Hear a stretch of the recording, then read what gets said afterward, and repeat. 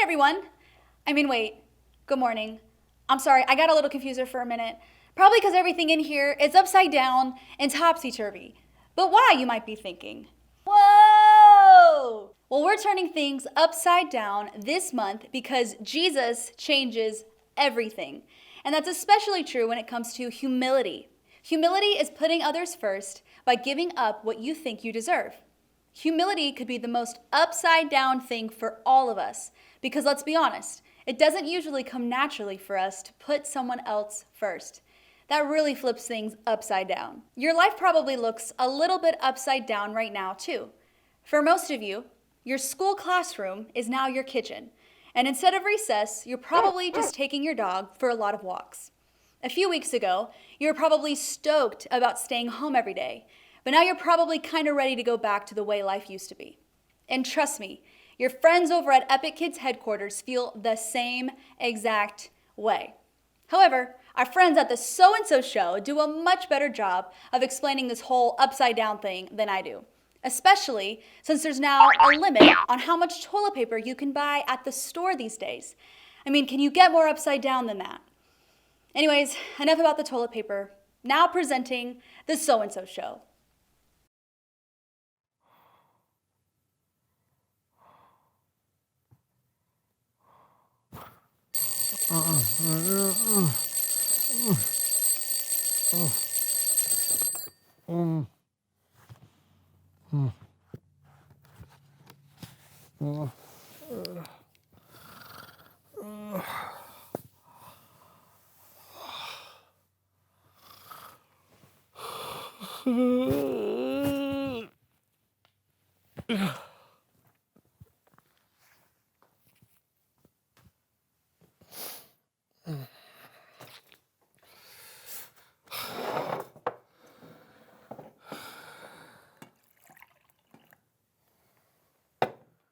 Thank you.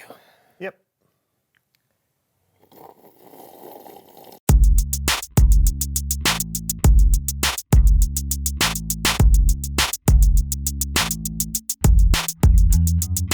Hello, So-and-So friends. Hey to you and all of our viewers. From near and far. Welcome to the So-and-So show. I'm John. And I'm Brandon. And we have got a show for you today. That we do. Why don't you tell them about it, John? Oh, no, my friend, after you. I insist. No, After you. no, I insist after you.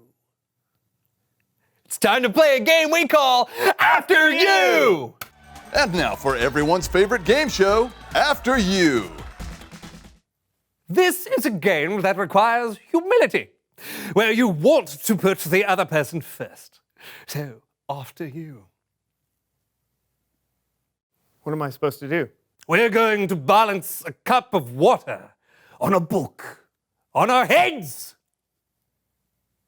Okay. Water balancing.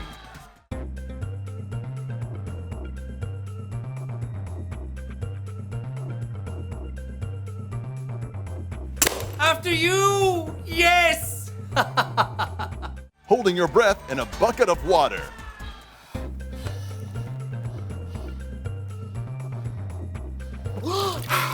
After you! Standing on a box while being hit with a palm frond. After you. After you. After you. After you. Nope. Whoa. Whoa.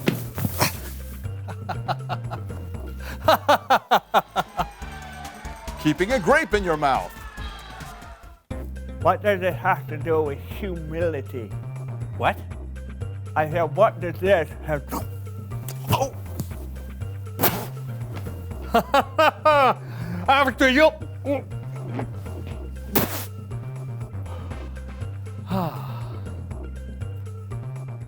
Thanks for playing After You.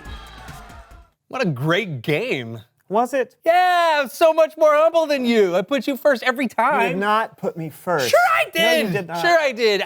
You were the first to drop the water, the first to choke on a grape. I put you first in the game, which makes me first in putting you first. Wait a minute. Maybe I should have put you first by telling you to put me first. But if you put me first, because I let you put me first, I'd still be first at putting you first, which means, oh! It was you who were putting me first all along. Well played, Brandon. Well played. Uh-huh. It's Bible story time with Kellen.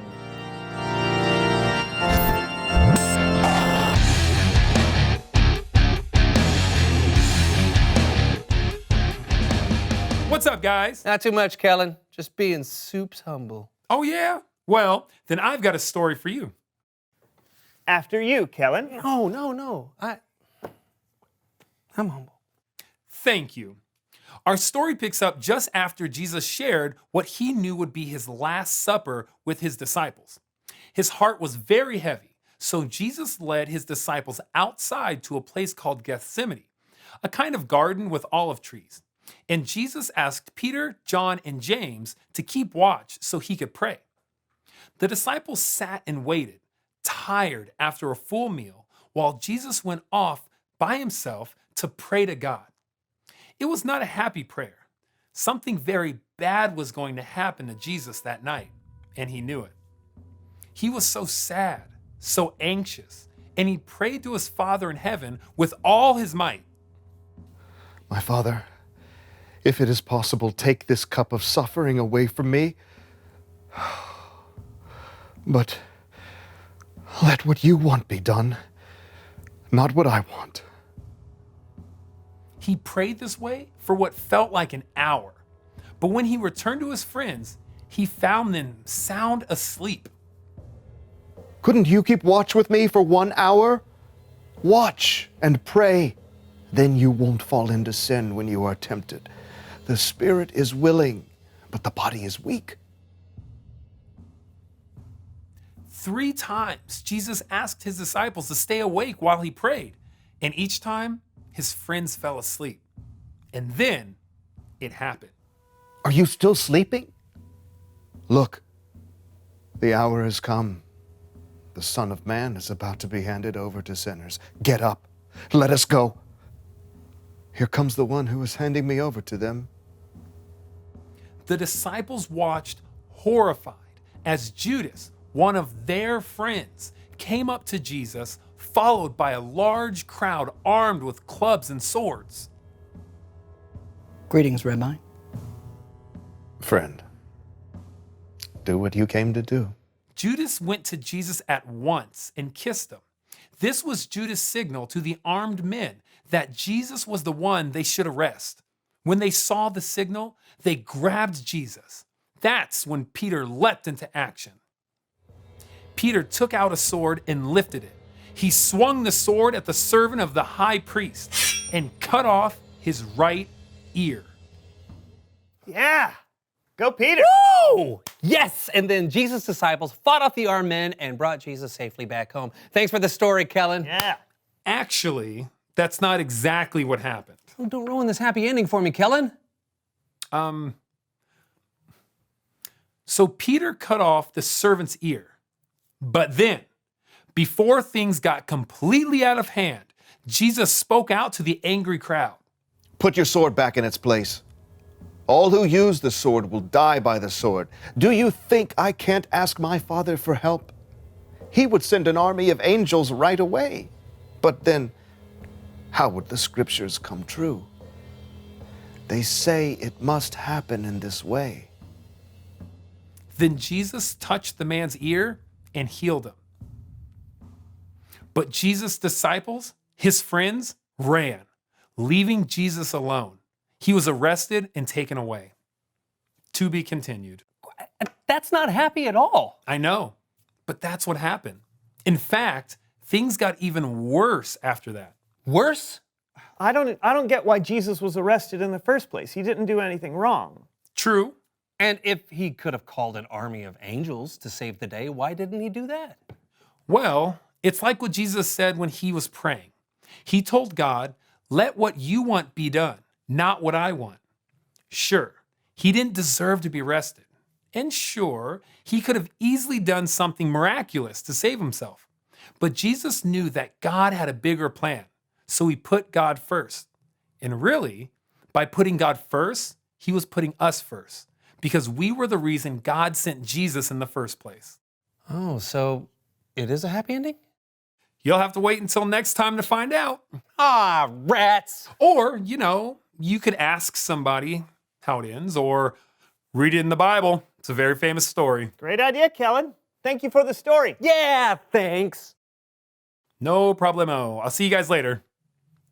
Later. Okay, so now we know where to turn to find out how to put others first. Yeah, the After You game! Oh, Jesus. Oh, right. Jesus! Jesus put his friends first, even though they fell asleep when they should have been keeping watch. His enemies, too. He actually healed one of the guys who came to arrest He him. put everyone first, which brings me to a question. Oh, reveal the question! How do you put others first? By letting them order before me at a restaurant. Oh, yeah, or by watching what someone else wants to watch on TV. Oh. See, that's why you sat through 14 hours of baking shows with me last week. Yeah, and I still don't know what fondant is. You know what? You win, friend. You win, my friend. You are definitely the most humble person Not alive. a competition. Well, you're number one. No. You're number one. You're number one. No. You're putting me first, so I'm number one. No, you're number two. You're number two. Talk about it together. You're number two. How do you put others first? And we'll see you next time on the So-and-So Show. Can we go now? Oh, after you. Okay. See? Now I'm number two. I'm number two. I'm number two. Wait. Ancient Romans used to use grapes as earplugs. I can't hear you. I've got a grape in my ear. I have a grape in my ear. I can't hear you. Do you know what they used to use grapes for as well? Like so. When they swim. Oh, you knocked one of my. I can hear. I can hear.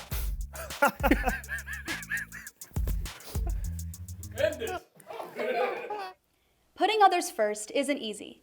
Think about it. Even Jesus had to ask God for help. When he was in the garden praying, Jesus talked to his Father. He asked if there were any other way to do what he had come to do. But in the end, Jesus finished the prayer by giving up what he wanted for the sake of God's bigger plan. God's plan had been in place since the very beginning. Ever since Adam and Eve messed up in the Garden of Eden, God had a plan to bring his people back to him. When the time was right, he sent Jesus to be our Savior. Jesus put others first, and we can too. Put others first. Say that with me.